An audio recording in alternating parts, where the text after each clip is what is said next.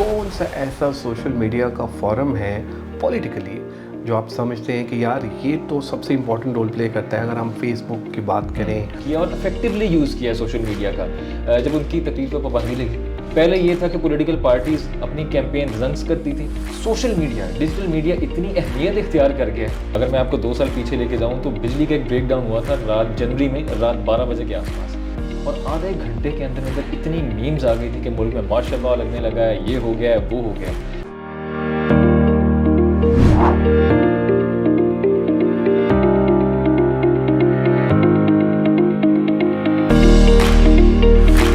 आउज़ बिल्लाहि मिनश शैतानिर रजीम बिस्मिल्लाहिर्रहमानिर रहीम अल्लाहुम्मा सल्लि व सल्लिम अला सय्यिदिना मुहम्मदिन व आलिहि बिक़दरि हुस्निही व जमालिही व नूरिही व कमालिही। अस्सलाम वालेकुम दोस्तों, हसन रज़ा आज एक दफ़ा फिर आपकी खिदमत में हाजिर है। दोस्तों, अब तक की अप्रिसिएशन और अब तक की कोऑपरेशन का बहुत बहुत शुक्रिया। दोस्तों, आज की जो हमारी एपिसोड है वो बहुत ही इम्पॉर्टेंट है। आज हम बहुत ही इम्पॉर्टेंट और हॉट टॉपिक पे डिस्कशन करने जा रहे हैं। आज का जो हमारा टॉपिक है वो टॉपिक ये है कि जो पॉलिटिकल पार्टीज़ होती हैं, जो पॉलिटिकल पार्टीज़ हैं, ये किस तरह से सोशल मीडिया का इस्तेमाल करके एक नैरेटिव बिल्ड करती हैं, और क्या सोशल मीडिया इतना इम्पॉर्टेंट रोल प्ले करता है कि किसी भी आम बंदे को, आम पर्सन को जो कि पॉलिटिक्स में नया नया आया है और इसके इस्तेमाल से वो आए और छा जाए। कौन सी ऐसी मिसालें हैं जो कि पास में हैं, जो हमें मिलती हैं कि सोशल मीडिया के इस्तेमाल से वो आए और पाकिस्तानी पॉलिटिशियन आके छा गए। दोस्तों, इस पे तो हम ज़रूर बात करेंगे। अच्छा, इस इम्पॉर्टेंट टॉपिक पे बात करने के लिए हमने दावत दी है one of the season professional. मैं खुद भी इनकी पॉडकास्ट जो है वो देखता हूँ। बड़े ज़बरदस्त आदमी हैं।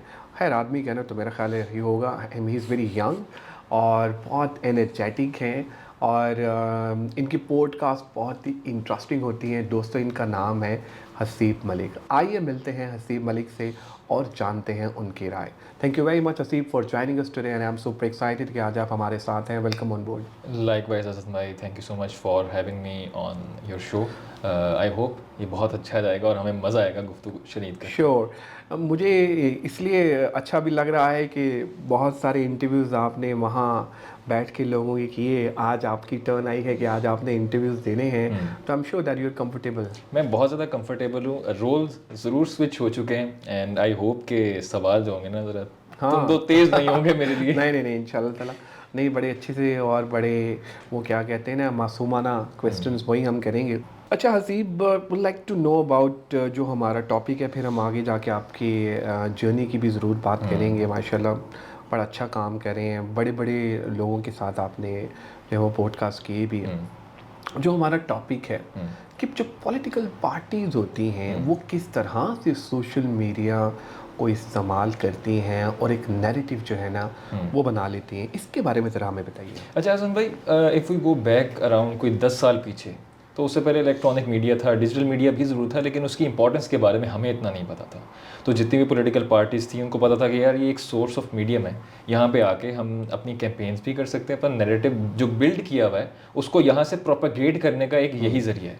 अगर हम देखते हैं तहरीक इंसाफ को बहुत ज़्यादा उस टाइम बूम मिला, उस टाइम 2011-12 जलसा किसकी सपोर्ट से मिला? मीडिया की सपोर्ट से। लेकिन अगर फिर भी देखा जाए, आने वाले वक्त के साथ साथ पाकिस्तान तहरीक-ए-इंसाफ की जो मीडिया टीम है, उनको एक चीज़ रियलाइज़ हो चुकी थी कि अब जो नेक्स्ट मेन मीडियम है, जहाँ से हम अगर मीडिया की ज़रूरत हमें नहीं भी है, तो वो वही है सोशल मीडिया, डिजिटल मीडिया।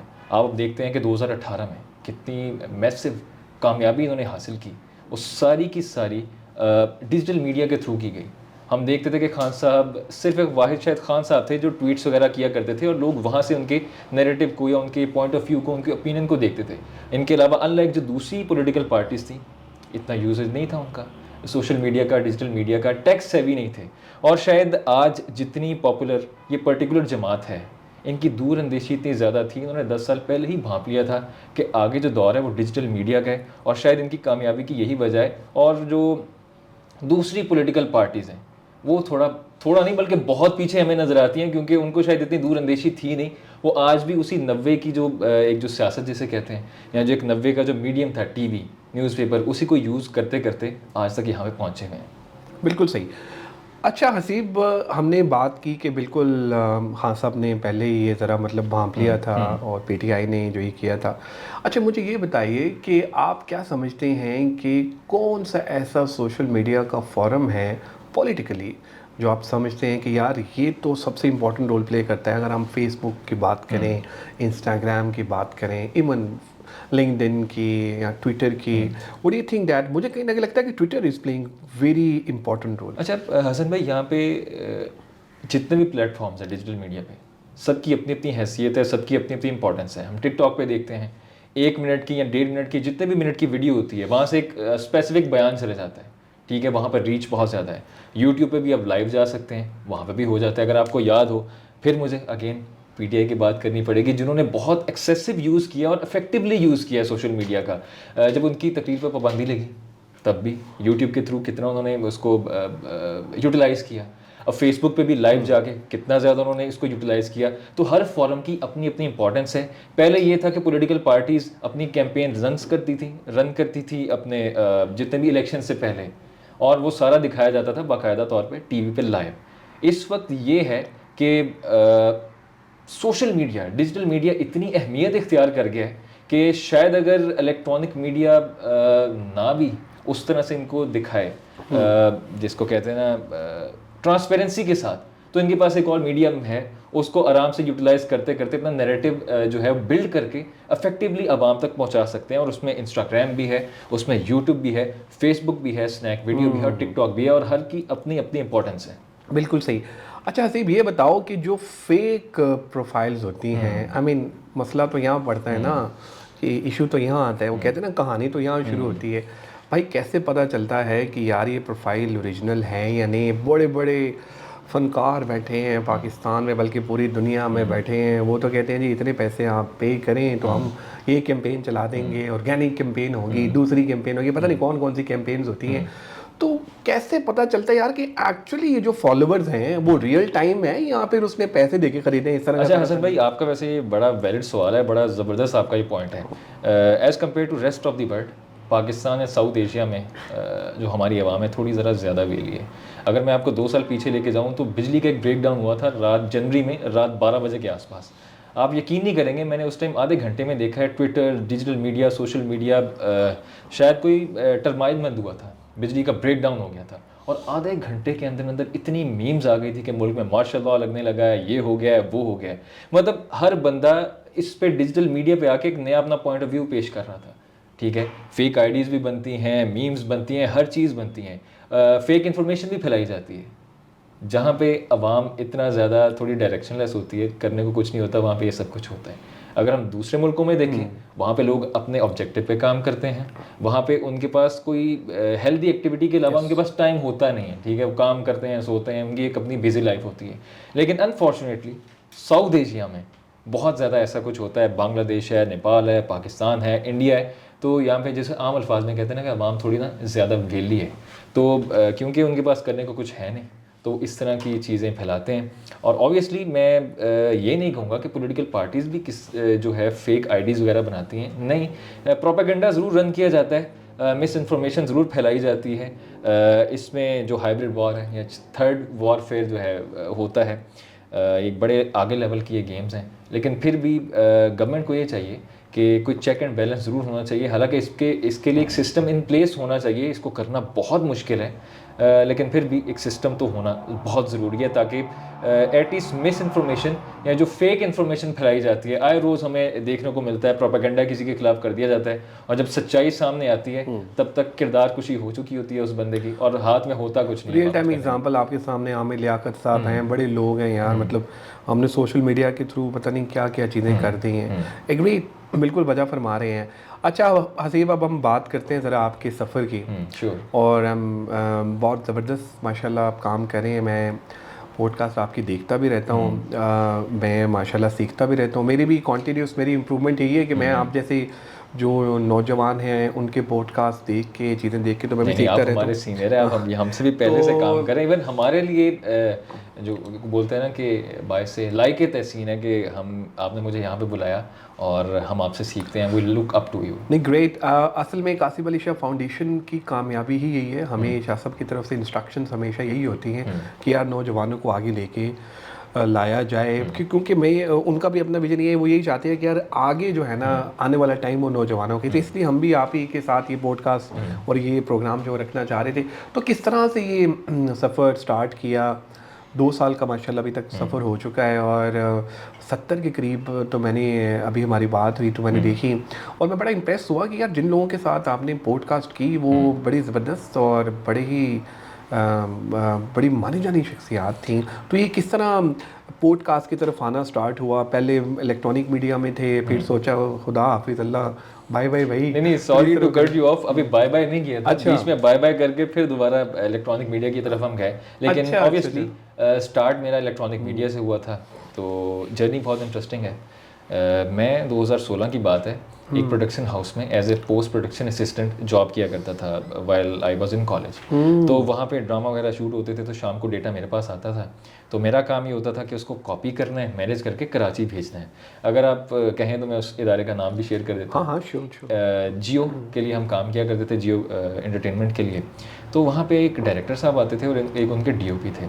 तो जब मैंने डेटा कॉपी करना, उन्होंने आके हमारे स्टूडियो में बैठना और उन्होंने कहना कि यार you are supposed to be in front of camera, not here. अच्छा, मुझे समझ नहीं आनी कि वो कहना क्या चाह रहे हैं। तो एक दिन वो अकेले आए, आके मेरे साथ ऐसी बातें कर रहे हैं, तो मुझे कहते यार तेरा काम ये नहीं है, तेरा काम ये है कि तूने स्क्रीन पे जाके काम करना है। मैंने कहा अच्छा ठीक है। कुछ दिन गुजरे, आहिस्ता आहिस्ता मुझे लोगों ने बात कहनी शुरू कर दी, मेरे सराउंडिंग्स में, मेरे फ्रेंड सर्कल में। तो 2018 में जब मैं यूनिवर्सिटी से पास आउट हुआ, हर इंसान उसको होता है कि यार अब जॉब करनी है, क्या करना है। तो आई थॉट कि मैंने सोचा कि let's give it try to acting. 1 साल मैंने एक्टिंग में काम किया, छोटे छोटे रोल नहीं किए, टीवीसीज़ की, सपोर्टिंग कैरेक्टर्स किए, लेकिन होता है ना कि हवाई रोज़गार है, तो कुछ बात बनती नहीं थी। तो वालिद साहब ने कहा कि यार कोई ऐसी चीज़ करो कि स्क्रीन पे भी आते रहो और तुम्हारे पास एक source of income consistent basis पे रहे। तो 1 साल तो मल्टीपल जॉब्स की, लेकिन समझ नहीं, हमें वो नहीं मिल रही थी उस तरह की अपॉर्चुनिटी। तो एक दिन मैं ऐसे ही बैठा, मैंने कहा यार टीवी लगाया मैंने, तो न्यूज़ आ रही सामने, तो मैं न्यूज़ देख रहा हूँ, मैंने कहा यार अगर ये कर सकते हैं व्हाई कैंट आई। तो बीच में कोविड भी आ गया। अब उस टाइम जब पूरा मुल्क लॉकडाउन हो गया, पूरी दुनिया बंद हो गई, तो मेरे लिए कुछ और करने को था नहीं। I just shut my self in side the room. 3 महीने मैंने ऑब्ज़र्व किया प्रॉपर कि टीवी चैनल्स पे होता काम कैसे होता है, कैसे चीज़ें ऑपरेट होती हैं। आप यकीन नहीं करोगे कि मैंने हर चैनल जो मेन स्ट्रीम मीडिया जो नेशनल लेवल का चैनल है, मुझे पता चल गया कि यार इस शिफ्ट में ये एंकर होता है, इस शिफ्ट में ये एंकर होता है, फ़लाँ का नाम ये है, फ़लाँ का नाम ये। मैं इतनी ज़्यादा ऑब्जर्वेशन कर ली। मैं देखता था कि इनके पढ़ने का स्टाइल कैसे है, ये डिलीवरी कैसे करते हैं, किस सिचुएशन को कैसे टैकल करते हैं, अगर गलती हो जाए तो उस चीज़ को कैसे टैकल करते हैं। तो मैंने काफ़ी चीज़ें सीखी। Even there was a time जब मैं बोर्ड पे न्यूज़ वगैरह लिख के मैं उसे पढ़ता था, just to make myself flow, मतलब अपने आप को फ्लो में ले जाने के लिए। तो अब प्रॉम्प्टर वाला काम होता नहीं था। मैंने इवेंचुअली फिगर्ड आउट कि पीटीवी न्यूज़ में लगाता था, अगर आपको याद हो आज भी उनके टिकर यूँ से स्लाइड करने वाले होते हैं, तो मैं उसको प्रॉम्प्टर बना के किया करता था, पढ़ा करता था अपने फ्लो को बेहतर करने के लिए। तो अब ये होता था कि हर 5 मिनट बाद वही पुरानी खबरें रिपीट होती थी और सारा दिन मैं ये काम करता रहता था। सिर्फ खाने की ब्रेक है, उसके बाद जैसे होता है ना, जैसे बच्चे पढ़ाई कर रहे होते थे, तो I use to do it like this.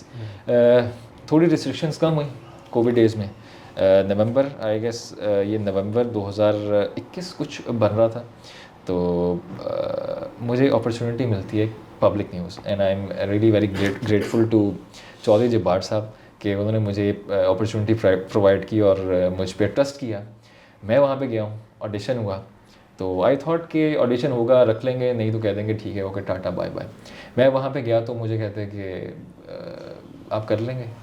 मैं तो फुली तैयार था, मैंने कहा मैं तो तैयारी करके आया हूँ, I will just give my best shot. मैं उधर गया, ऑडिशन हुआ, सब बेहतर हो गया। तो मुझे कहते हैं ऑडिशन आपका अच्छा है, आपकी आवाज़ अच्छी है, आपकी डिलीवरी अच्छी है, स्क्रीन पे आप अच्छे दिखते हैं, लेकिन बात यह है कि आपको 3-4 महीने की यहाँ पे ट्रेनिंग करनी पड़ेगी। जैसे हर नया बच्चा उसका जो होता है ना कि बहुत गर्म जोश होता है, वो चाहता है कि यार हर चीज़ मुझे इसी वक्त ही मिल जाए। तो मैं बहुत डिसहार्ट हुआ, मैंने कहा इतनी मेहनत जो 6 महीने मैंने की, मैंने इतनी पढ़ाई की, इतना सब कुछ किया, मैं 3 महीने और करूँ? तो मैंने उनको बोला नहीं ये तो नहीं हो सकता, जो वहाँ पे उस टाइम प्रोड्यूसर थे। तो कहते नहीं बेटा ये तो प्रोसेस है, आपको गुजरना पड़ेगा। तो मैंने सोचा, मैंने कहा ठीक है यार, 6 महीने जहाँ पे गुजर गए, 3 महीने और सही। तो 3 महीने गुजरे, they put me on air. Starting पे हेडलाइंस हुई हैं, हेडलाइंस के बाद एक बंदे को मैं यहाँ पे बहुत क्रेडिट दूंगा, सैयद तंजील गिलानी। उन्होंने मेरे पे ट्रस्ट किया, मीडिया का बहुत बड़ा नाम है, एग्जीक्यूटिव प्रोड्यूसर थे उस टाइम वहाँ पे। तो उन्होंने बड़े कॉन्फिडेंस से एक दिन मुझे आगे कहा, यार तुम हेडलाइंस अच्छी कर रहे हो, जाओ जाके बुलेटिन करो। 5 बजे का रीजनल बुलेटिन होता है और को एंकर के साथ वो करना था। अच्छा, उन्होंने मुझे इतना कॉन्फिडेंस दिया कि मैंने कहा हाँ यार, अगर इनको मेरे पे कॉन्फिडेंस है इसका मतलब ये है कि मैं ये काम कर सकता हूँ।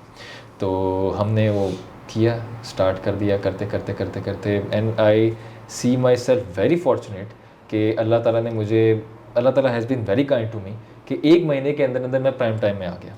And again I give credit to Chaudhry Jabbar sahab, Allah Taala उन्हें खरीके रहमत फरमाए।